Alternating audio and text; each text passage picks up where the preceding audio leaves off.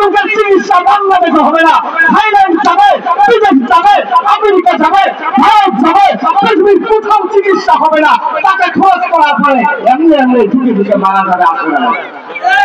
আরেকটু জোরে বলেন, তাহলে সুদ করে সম্পত্তি থাকবে? থাকবে না। এই যে আয়াতগুলো বললাম, এইগুলো যে কি প্রমাণ করা যায়? আমরা কি সুদ খাবো? আওয়াজটা কেমন যেন সত্যি খাইবো?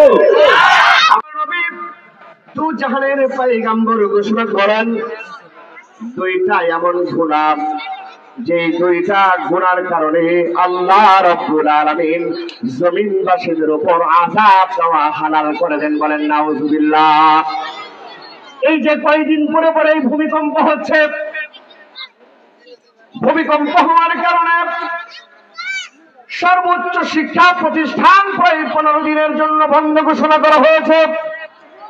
আমার আপনার আত্মীয় স্বজন অনেকেই ঢাকা থাকে, বলে আর ঢাকার নগরীতে থাকার পরিবেশ নাই। কয়েকদিন পরে পরে ভূমিকম্প। এই সুদখোরের বাচ্চারা শুনে রাখো, এই ভূমিকম্প হওয়ার দায় একমাত্র এই সুদখোরেরা। কথা বলেন ঠিক কিনা? আল্লাহর নবী দু জাহানের পয়গম্বর ঘোষণা করেন, দলিল ছাড়া বলতেছিল আমার প্রতি বেজার হইতে পারেন, হুজুর এমন করে সুদখোরদেরকে বললেন, আমি দলিলের ভিত্তিতে আপনাদেরকে শোনাই। আল্লাহর নবী রাসূল করিম সাল্লাল্লাহু আলাইহি ওয়াসাল্লাম বলেন, একটি কিতাব রয়েছে, যে তারহিব কিতাবের নাম।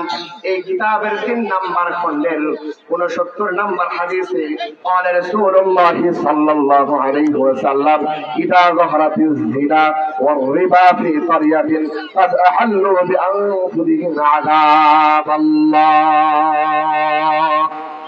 যুবকরা, যে সমাজের ভিতরে, যে গ্রামের ভিতরে জিনার প্রচলন বেড়ে যাবে, এই যুবক,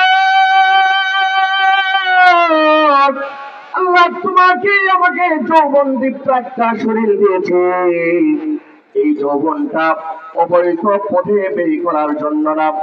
আজকে আমি অবাধের চোখের জিনা করতেছি, আমি জবানের জিনা করতেছি, আমি হাতের জিনা করতেছি।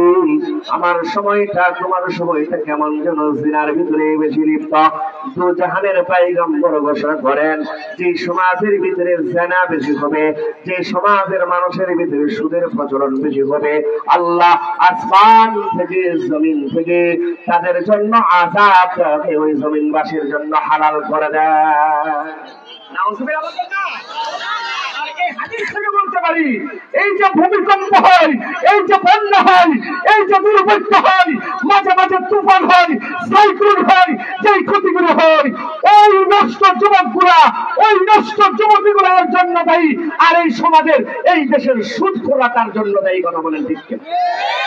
আর একটু জোরে বলেন ঠিক কিনা? মুসলমান ভাইরা, আরেকটি দলিল আমি আপনাদের সামনে উপস্থাপন করি।